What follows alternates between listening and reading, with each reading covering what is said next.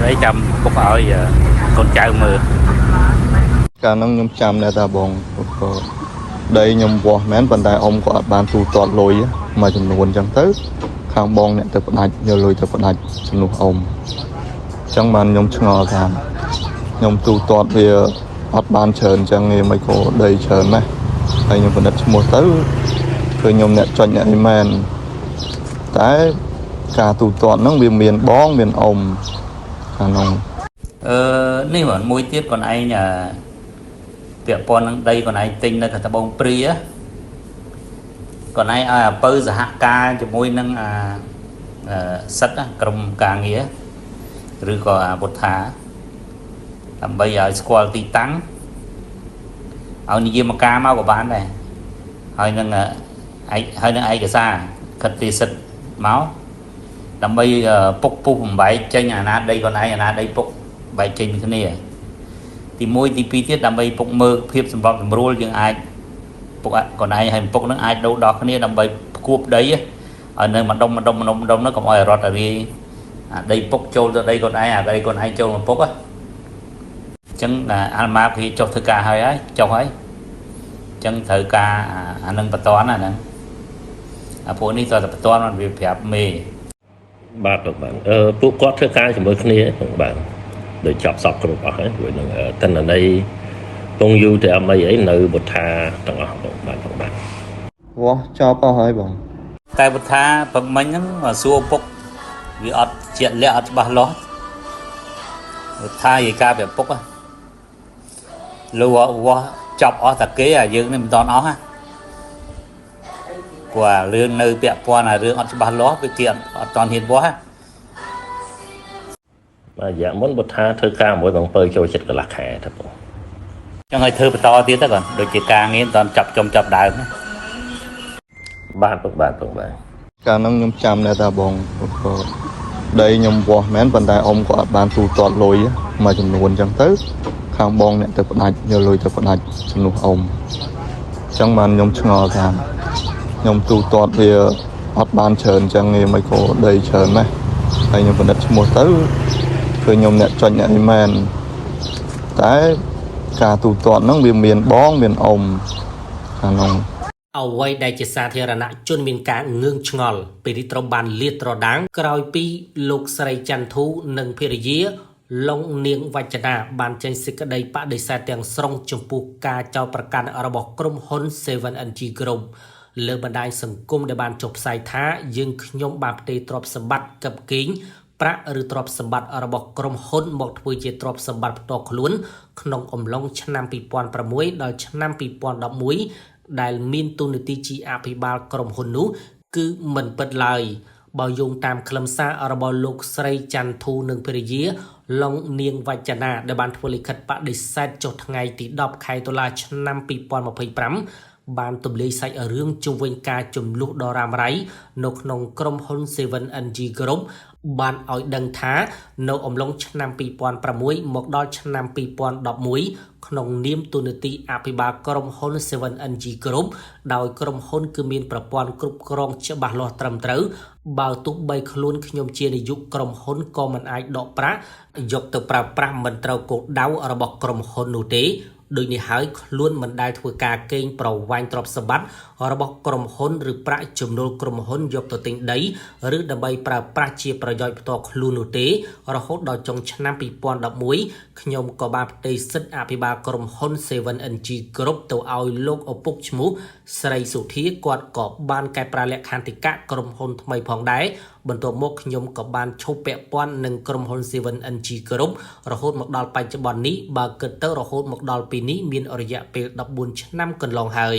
ดาวยงสิกได้ประกาศปอนเดบินระบบกรมฮอนเซเว่นอันจีจดไงตีปรำบุญไข่ตัวละชนะปีปอนมาเพย์ปรำสิกได้ทลายการระบบกรมฮอนเซเว่นอันจีจดไงตีดอกปีไข่วิจกาชนะปีปอนมาเพย์บุญลิขัดประกาศระบบกรมฮอนเซเว่นอันจีจดไงตีดอกปีไข่มิถุนาชนะปีปอนมาเพย์ใบสมนมเรื่องโปรโมตอนเลขปรำใบปอนปีรอยเก่าซับจดไงตีมาเพย์ปรำปีไข่ธนุชนะปีปอนมาเพย์บุญได้โลกอปกไสรสุธีออกญะไสรจันทอนลูกไสรจันทาหนึ่งลูกไสรสุธีรัตบานประดังยิงขยมปีบอดชาวบอกหนึ่งรวมรูปตุ่มดกจัน ដីកាសម្រាប់ដំកល់រឿងទុកឥតចាត់ការលេខ292អយោញោរបស់អាយកាអមសាលាដំបងរាជធានីភ្នំពេញសេចក្តីសម្រាប់ដំកល់ដីកាដំកល់រឿងទុកឥតចាត់ការលេខ276សតប្រក025របស់មហាអាយកាអមសាលាដំបងរាជធានីភ្នំពេញ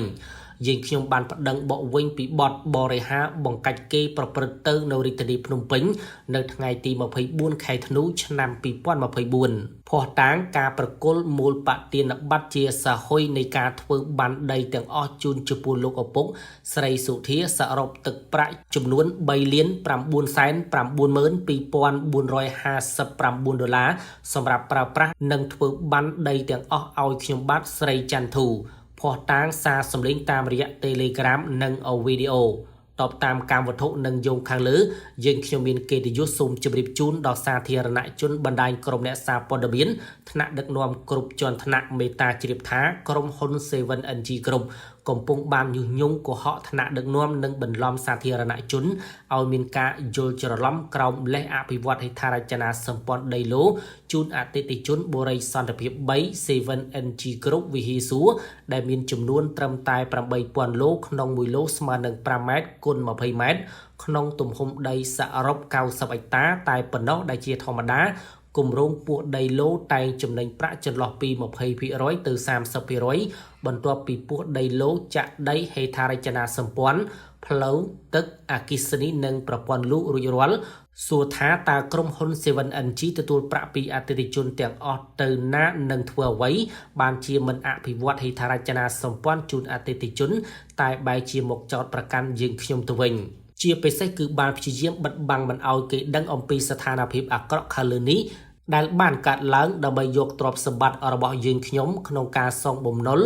នៅធនាគារឯកជននិងការប្រើប្រាស់ខុសទិសដៅប៉ុណ្ណោះផ្ទុយទៅវិញពួកគាត់បានព្យាយាមរុញស្ថានភាពដ៏អាក្រក់នេះឲ្យយើងខ្ញុំជាអ្នកទទួលខុសត្រូវជំនួសពួកគាត់ទាំងស្រុងតាមរយៈការផ្សព្វផ្សាយព័ត៌មានមូលបង្កាច់បង្ខូចកិត្តិយសការដាក់ពាក្យបណ្ដឹងតវ៉ានិងការទាមទារទ្រព្យសម្បត្តិផ្សេងសូម្បីតែផ្ទះឯកជនផ្ទាល់ខ្លួនរបស់យើងខ្ញុំក៏ពួកគាត់ចេញពីការរឹបអូសដែរដោយប្រើប្រាស់មូលហេតុថាយើងខ្ញុំបានកឹបកេងលួចលុយក្រុមហ៊ុនធ្វើឲ្យក្រុមហ៊ុនខ្វះដើមទុនសម្រាប់អនុវត្តកាតព្វកិច្ចសាងសង់ហេដ្ឋារចនាសម្ព័ន្ធផ្សេងតាមការសន្យាជូនអតិថិជនរបស់ពួកគាត់និងបានចោទប្រកាន់ខ្ញុំបាទជាអ្នកបង្កបញ្ហាធ្វើឲ្យអតិថិជនបាត់បង់ទំនុកចិត្តនិងជាអ្នករៀបចំ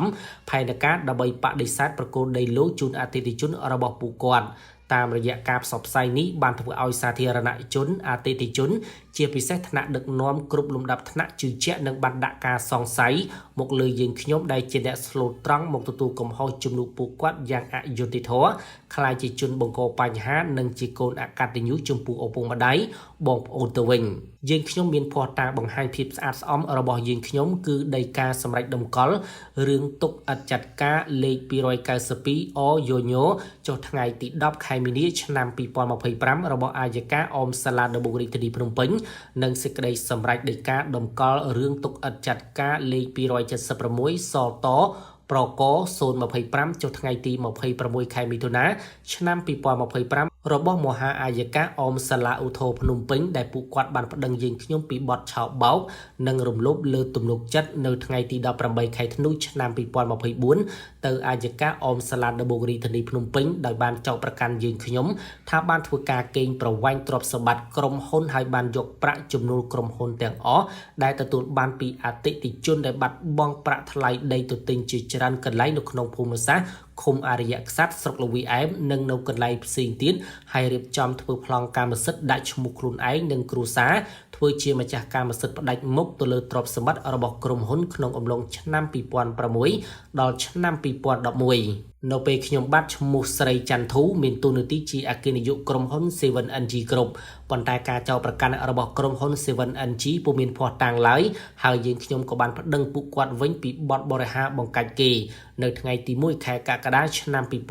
2025ទៅអាយកាអមសាលាដំបងរាជធានីភ្នំពេញបច្ចុប្បន្នសំណុំរឿងដែលយើងខ្ញុំបានប្តឹងពួកគាត់ត្រូវតំណាងអាយកាអមសាលាដំបងរាជធានីភ្នំពេញចេញដោយការសន្និដ្ឋានបញ្ជូនរឿងឲ្យស៊ើបសួររួចហើយ អាស្រ័យដោយបានគ្រប់ជម្រាបជូនខាងលើយើងខ្ញុំសូមជម្រាបជូនសាធារណជនបណ្ដាញសារព័ត៌មាននិងថ្នាក់ដឹកនាំគ្រប់ជាន់ថ្នាក់មេត្តាជ្រាបដោយក្តីអនុគ្រោះសូមមេត្តាទទួលនៅសេចក្តីគោរពដ៏ខ្ពង់ខ្ពស់បំផុតអំពីយើងខ្ញុំ